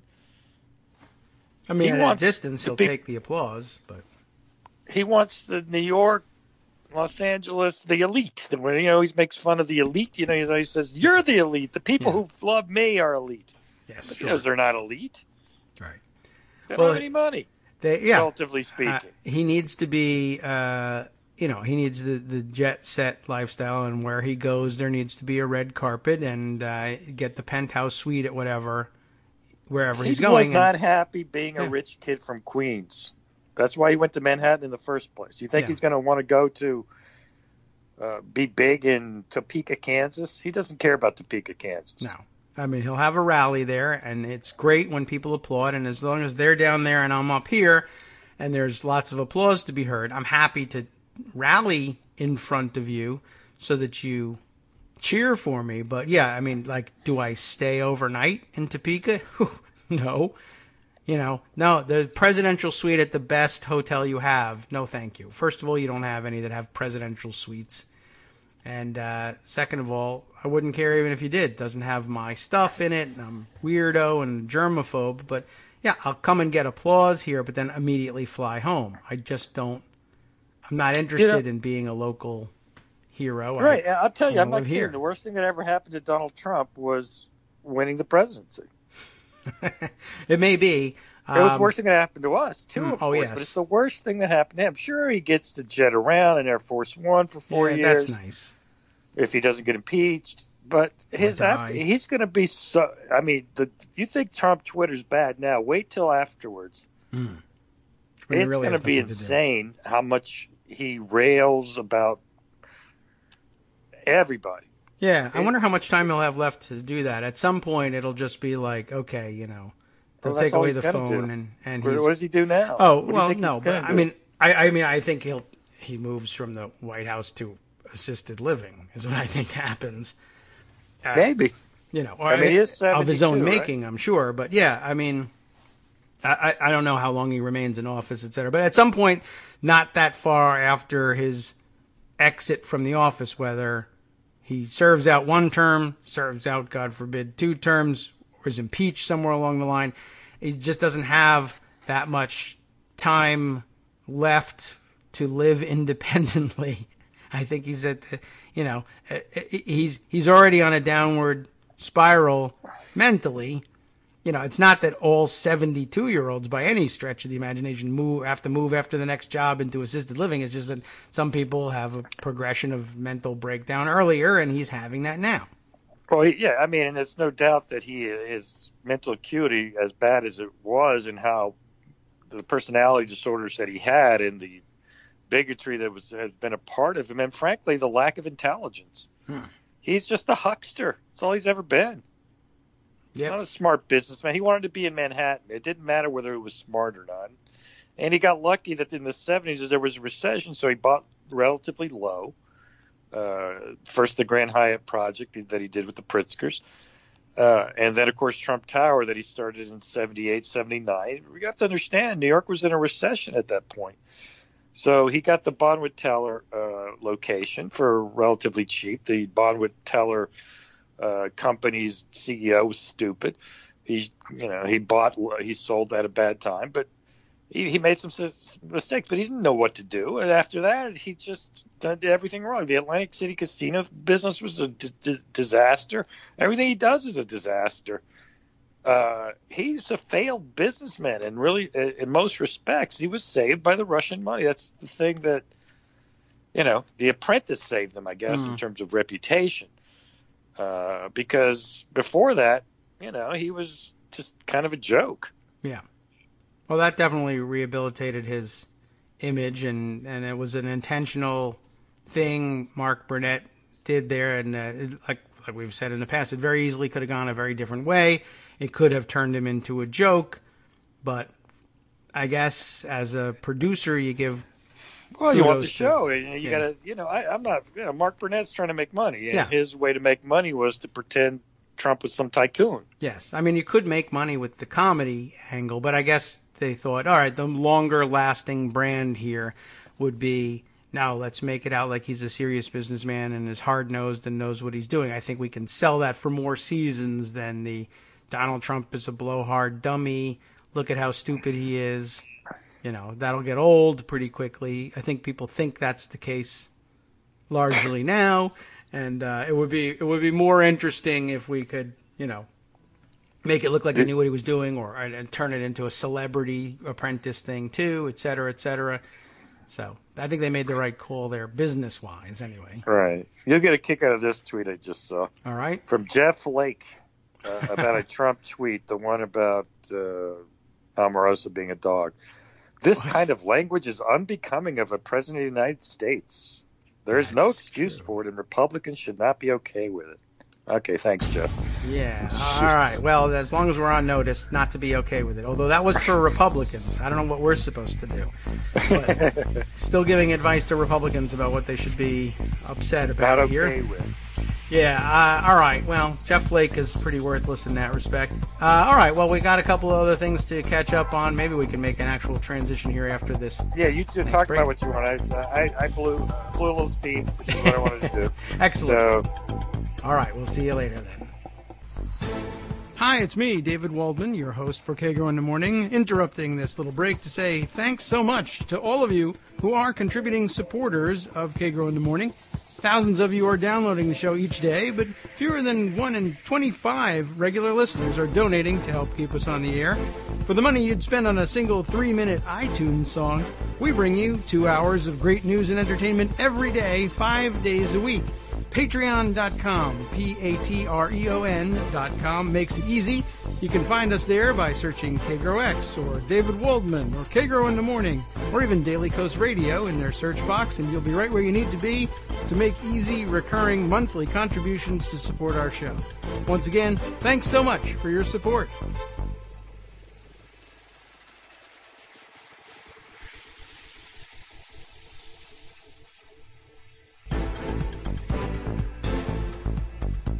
Welcome back now to the Kagro in the Morning Show here on Netroots Radio, and maybe you were always here. Who knows? I have no idea whether we took our exit that time or not. I think there's something going on with the 10 o'clock break, because I did get a note from Scott yesterday about some sort of strange feedback and echo that happened during the 10 o'clock break yesterday. We'll double check with the powers that be, that is to say justice, after the show. We'll check in on what's going on at 10 o'clock. Here's a news item I want to bring up before I make the transition into the next story. I think this is just a short thing.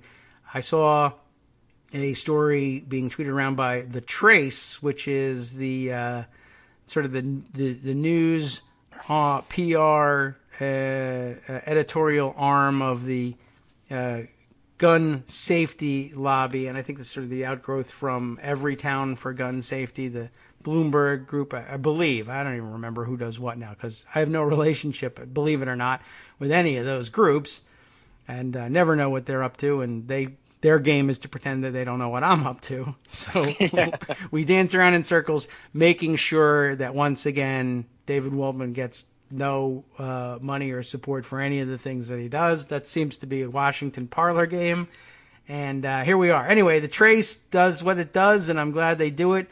And again, if I weren't in this game because I believed all this stuff had to be done, I would be pissed off about not getting paid. Now I'm just happy that life could possibly improve. Feds add expert on weapons trafficking and sanctions to the team prosecuting Maria Butina. So interesting. So which team is it we're talking about here? The Department of Justice has added an attorney with expertise in weapons export and sanctions laws. That is to say, they're looking at trafficking.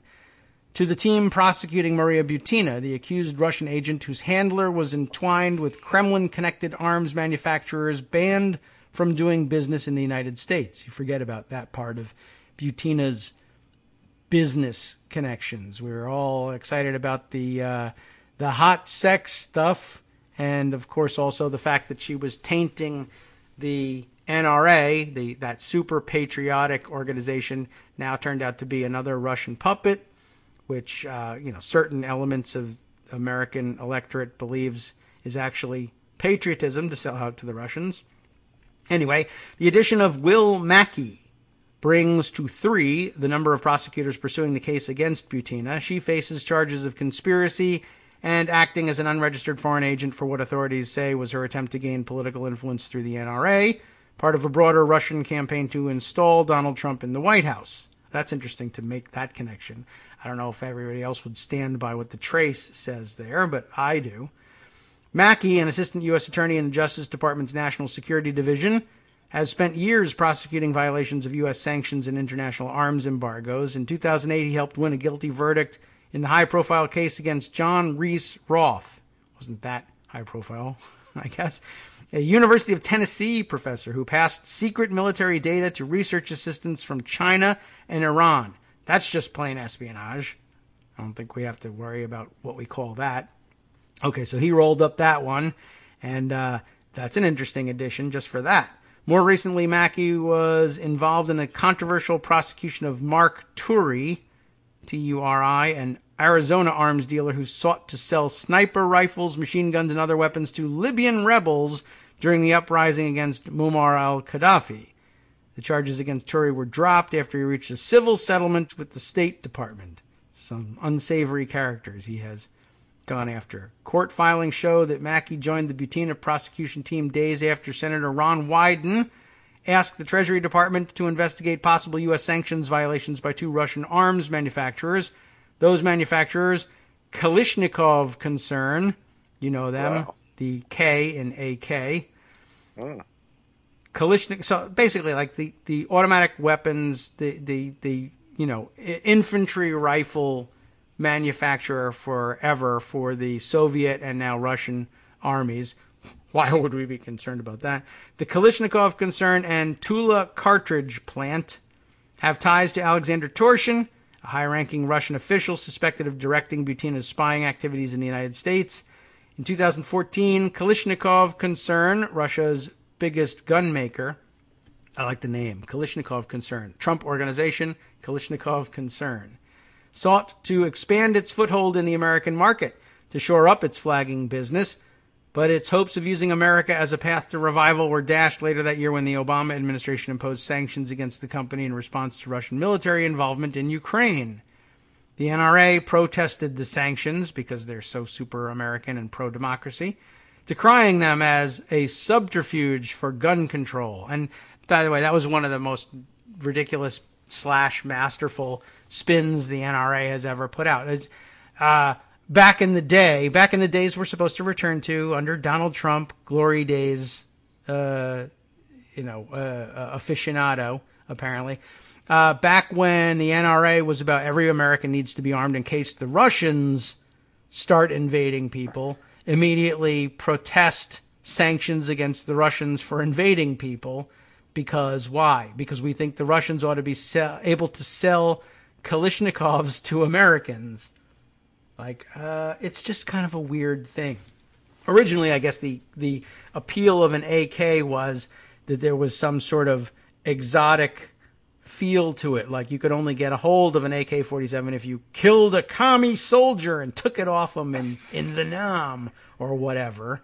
Whereas now, you should be able to buy one at Walmart and cosplay and pretend you should be able to print one out on your 3D printer.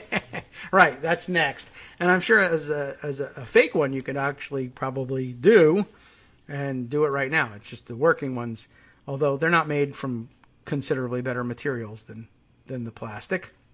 I have no idea. I don't know anything about guns, so I'll be the first to admit it. Yeah, well, they're like I guess the old Land Rovers of guns. They had their problems, but they were pretty simply made, and you could usually smash them against something to get them working again. That's what made them the workhorses that they were. But all right. Anyway, 2 months later, Butina's Russian gun rights organization, the Right to Bear Arms, hosted Paul Erickson, an NRA member and longtime Republican political operative, at the group's meeting in Moscow. Shortly thereafter, she ended up moving into his apartment. Whatever. Another assistant U.S. attorney on the Butina case, Eric Kennerson, was involved this year in the prosecution of Evgeny Spiridonov, I'm guessing, a consultant to Kalishnikov concern who pleaded guilty for violating American export controls after he was caught boarding a Moscow-bound plane in Las Vegas with a high-tech rifle scope in his luggage. Okay, well, arms trafficking then on the menu there. just additional charges that they might end up throwing at Maria Butina, but that may open up, who knows, what they'll find in their investigation along the way. And the fact that it taints the NRA is just a political bonus, but I thought I'd throw that one out there.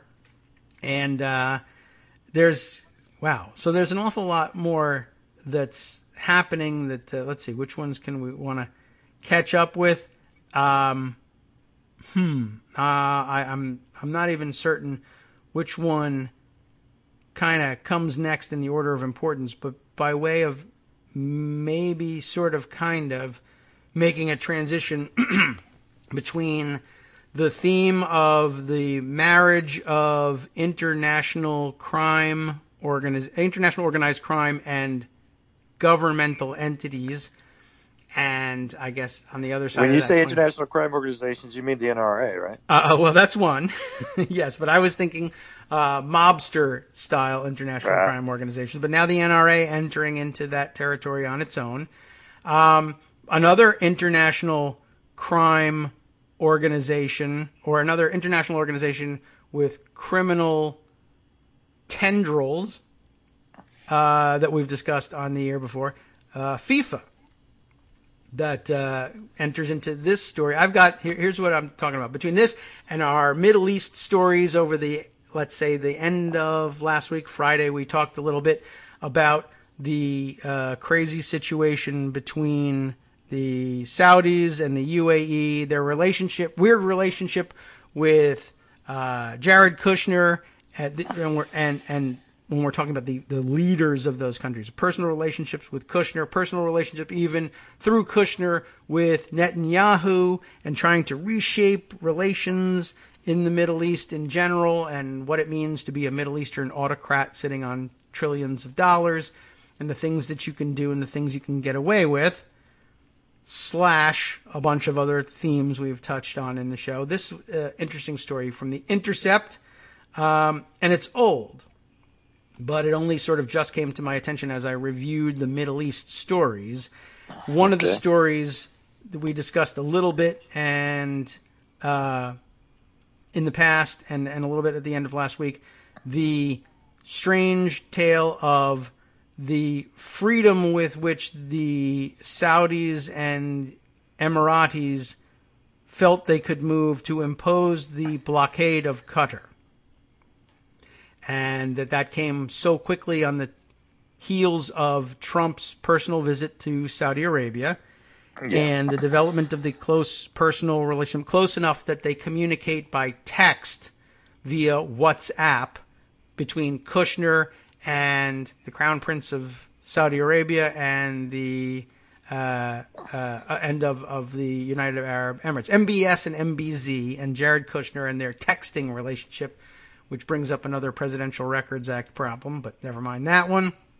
Not to mention the emoluments problem, since Kushner is constantly pursuing them for investment in his real estate business.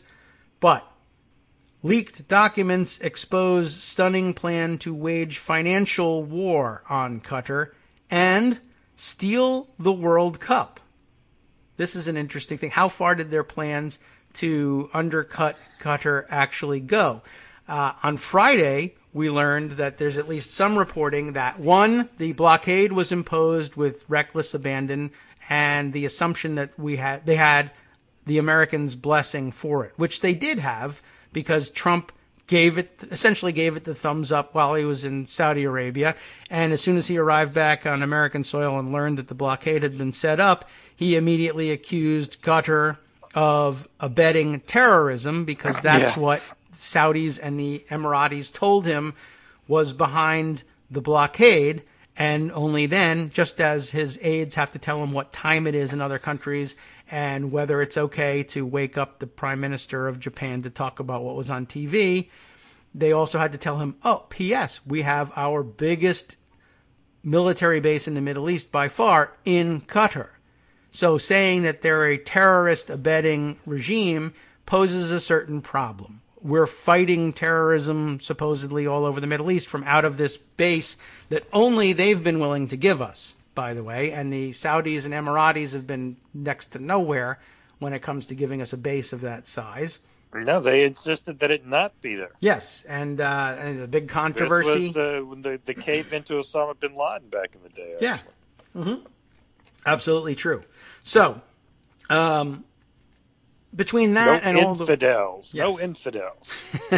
can't have that here, and we can't have right. That's why we had to remove those bases after the first Gulf War, Yep. and why we had such difficulty moving into large bases of scale immediately following the invasion of Kuwait. And by the way, a good primer there. How crazy is this deal, which got described a little bit on Friday, and we'll have a little bit more on in a minute from this article, of the word was that it wasn't just a blockade that they had in mind. They actually contemplated and drew up plans for the actual outright invasion of and then subsequent occupation and absorption, political absorption of Qatar into Saudi Arabia. I mean, if you look at it geographically, it makes a certain amount of sense. However, they're supposedly a sovereign nation, and I don't know, and for whatever reason, we've come to accept these weird lines that either were imposed on them or they drew by themselves in the Middle East. And we can debate that if you want, but they were going to invade and politically absorb the whole country. Is that crazy? Well, a couple of years ago, we had a whole war over Iraq invading and absorbing Kuwait as a rogue province of Iraq.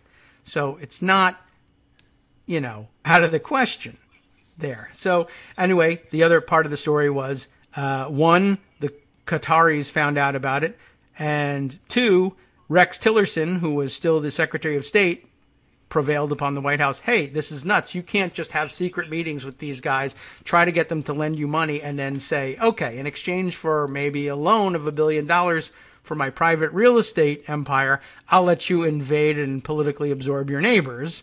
That can't happen. And Well, let's be clear that what happened was that, in fact, they got the loan from Qatar. Yeah. And so guess what? Then the blockade doesn't, well, I don't think it's been entirely dropped, but we sort of dropped it as an issue.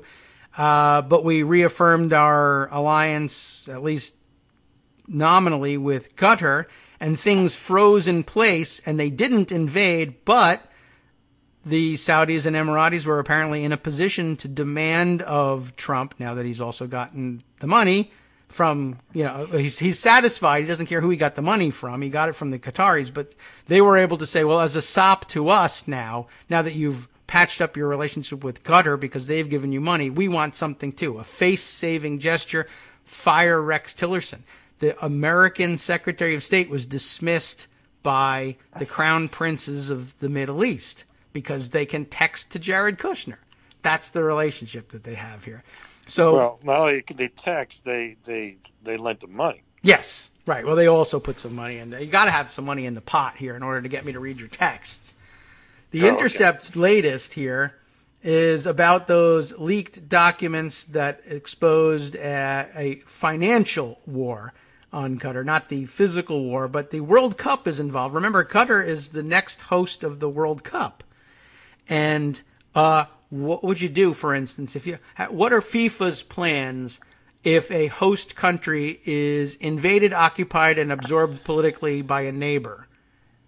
Do they just say, well, the winning city is Doha, so boom, we're going back there? Or do you say, I don't know, the deal was with the sovereign nation of Qatar, and that doesn't exist anymore, so we have to find something else? What does FIFA do in that case? I don't think they've had to deal with that Well, yet. it depends on who has the biggest bag of money. I guess that might be it. Because that defines everything Right. that FIFA does. Or like the way the president deals with these things. Which one do we Exactly. sell more arms to? Okay, we'll go with that.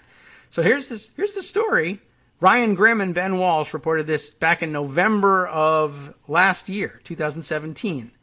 A plan for the United Arab Emirates to wage financial war against its Gulf rival Qatar was found in the task folder of an email account belonging to a UAE ambassador to the United States, whose name you'll recognize if you've heard our discussions of all of this stuff over the past couple of days, Youssef Al-Otaiba, and subsequently obtained by The Intercept. The economic warfare involved an attack on Qatar's currency using bond and derivatives manipulation. Now, the province of what sort of people here in America? The plan, laid out in a slide deck provided to The Intercept through the group Global Leaks, was aimed at tanking Qatar's economy, according to documents drawn up by a bank outlining the strategy. A bank did it? The outline, prepared by Bank Haviland, a private Luxembourg-based bank, man, the locations of this intrigue. Luxembourg-based bank owned by the family of controversial British financier David Rowland. Name does not ring a bell. Is he a Brexiter by any chance? Curious. David Rowland. Someone can look that up. Perhaps laid out a scheme to drive down the value of Qatar's bonds and increase the cost of insuring them, with the ultimate goal of creating a currency crisis that would drain the country's cash reserves. And I'm sure combined with a blockade / possible invasion, that might have undone the whole country. Rowland has long had close relationships with UAE leadership, particularly with Abu Dhabi's Crown Prince Mohammed bin Zayed, known as MBZ. The bank is currently in the process of creating a new financial institution in cooperation with the UAE's Sovereign Wealth Fund, which is known as Mubadala. I guess that's interesting. Always nice to know the name of the thing. According to contracts and correspondence obtained by The Intercept outlining the terms of the deal. That project is separate from the Qatar operation, but it reflects the close relationship between the bank and the UAE. The Qatar debt project would be grandiose in its ambitions.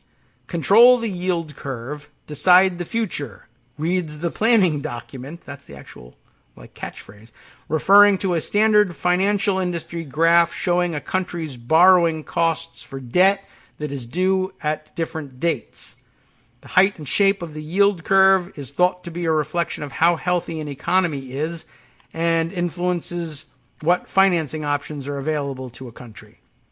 Targeting a nation's economy using financial manipulation would be a dramatic break from traditional norms of diplomacy and even warfare. I will pause at this moment to say that there is another article waiting in the wings almost right next to it from Bloomberg.com, which I grabbed maybe in the same moment, but this one a more recent article, title of which is Saudi Arabia Starts to Weaponize Its Wealth, which I thought made an interesting subject of inquiry, and we won't have time to get to it today. But, yeah, that's actually incredibly interesting. We'll have to, and we really have to use that to then transition to, well, what are the test subjects it's working with now? One of the answers of which is Canada. We've not yet gotten to how crazy the situation has gotten between Saudi Arabia and Canada. But let me continue with this one. This is a long article we will not finish, but I want to give you the most of it that I can. The Qatar debt project, right, ambitious in its grandiose in its ambitions, as we mentioned. Targeting a nation's economy using financial manipulation would be a dramatic break from traditional norms of diplomacy and even warfare. By the way, I'm reminded, I read last night in a different context, that there's a famous John Adams quote, apparently. This one was not familiar to me, but I was reading actually about China's foreign relations and loan programs, infrastructure loan programs. The Adams quote comes up that there are two methods of subjugating a country. One is the sword and the other is debt. So as far back as the founding fathers, as it were, this was obvious even to them. The plan the document presents is far-fetched and appeared to have been put together by someone with little or no experience trading in credit and currency markets. What a surprise. Two industry veterans who reviewed the plan for The Intercept said both were granted anonymity because speaking to the press could jeopardize their employment. But here's what they had to say. I can't believe they put this on paper, one guy says. And they are talking about colluding, my goodness, colluding, to manipulate markets. What? That never happens. There is no conclusive evidence the plan had been initiated, nor that it ever will be launched. Remember, this is being written in November of 2017. And the current pressure Qatar's currency is under as a result of the ongoing blockade imposed by the UAE means those direct, overt steps may be more effective economic sabotage than anything the slides outline. Additionally, the publication of this story means the secrecy of the plan, says it requires, no longer exists. However, since we all forgot about the publication of the story, maybe it was okay. The Intercept reached Edmund Rowland, David's son and CEO of the UK branch of Bank Haveland, at a mobile phone number listed in internal company documents obtained by the Intercept, and asked about the status of the plan to short Qatar on behalf of the UAE, referencing the document. "We've never done anything," Rowland said. Asked for more details, he responded, "I can't make any comment," and hung up. After the call with Rowland, Herbert Kozlov, a lawyer with the firm Reed Smith, reached out to the Intercept and said on behalf of the bank that it had not traded in Qatari bonds or credit default swaps, all super safe anyway, the financial products the plan proposed to use. Bank Havelan does not trade in bonds, securities, CDSs, or any other instrument of Qatar, and it has no plans to do so. We see them right here, but okay. Kozlov said, reading from a statement. As for the plan to take down Qatar, he said, the bank is a prestigious private banking group and will not be drawn into or make comments on what are political storylines. So it's a political story. Leave us alone. The metadata of the slide deck obtained by the Intercept indicates Vladimir, who would believe a name like that? Vladimir Bolely, Boleyy. But Vladimir tells you something. An analyst with Bank Haveland as the creator. What do you know? A call by the Intercept to his receptionist was rebuffed. He's been told by Herb Kozlov not to contact this company, said the receptionist, referring to the Intercept. The Intercept had not previously told Kozlov that Bolely was listed as the author of the document. So it's something that Kozlov knew on his own and contacted the guy who made the plan that doesn't exist to tell him not to talk to the Intercept in particular. So there you go. There's your circumstantial evidence for that. The new project comes amid, and if implemented, would escalate a regional crisis that reached new heights in June when the UAE and Saudi Arabia led a bloc of Gulf nations in blockading and cutting off diplomatic relations with Qatar. U.S. Secretary of State Rex Tillerson recently faulted the blockading countries for intransigence, but long story short, he's now been fired.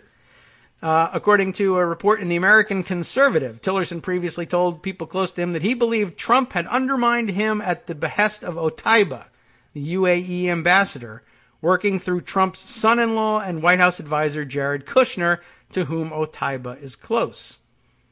Both Kushner and Trump have reasons to take sides with Otaiba in the dispute. The president, we know about Kushner, but the president has a Trump-branded golf course in Dubai and bragged at a press conference before his inauguration about a deal he was offered by a billionaire Emirati real estate developer.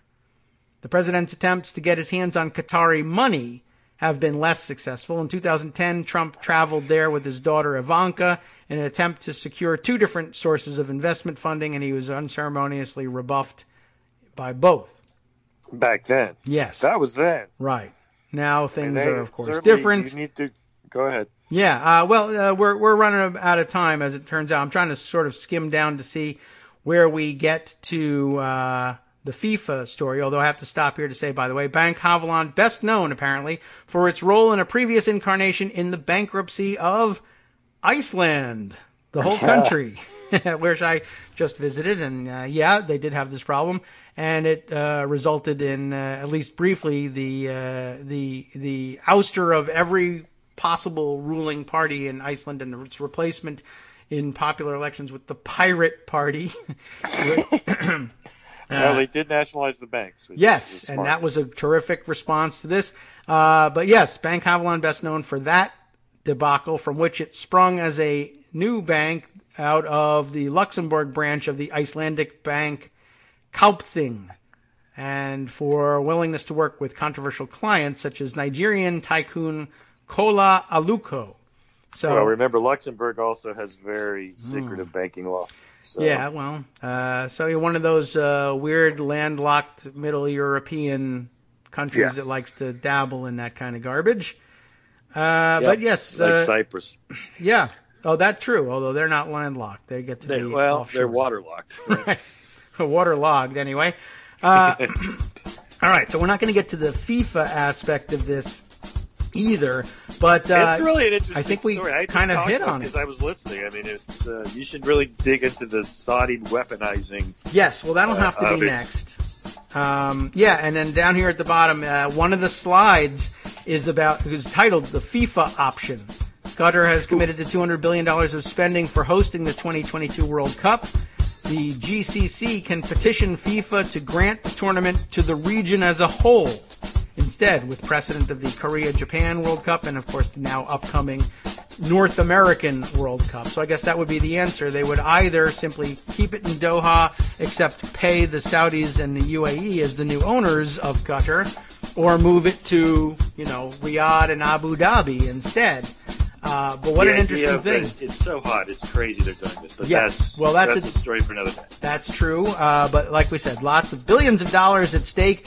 A war that truly pays for itself. If you can't go there and nationalize the oil. Now, we couldn't do that to them, but could Saudi Arabia and UAE simply absorb the assets of Qatar? Yes, that would be a relatively simple thing to do. But in addition, you're just going to get a big payday from hosting the World Cup. The war may really pay for itself after all. All right, we got to wrap it up. Thanks, Armando. Talk to you again soon, or perhaps later in the week. And now, time to hand things over to Justice Putnam. From Daily Kos Radio on netrootsradio.com. You have been listening to the Kagro in the Morning Show with David Waldman. Plenty on the menu coming up next. Let's see, Stephen Miller's uncle, of course, and his story about his crazy-ass nephew, going to be covered here. A Trump-inspired Arizona GOP candidate who killed his own mother also threatened to kill the head of his condo association. That party is just covering itself in glory. It's weird how that keeps happening. You'll hear more about it next.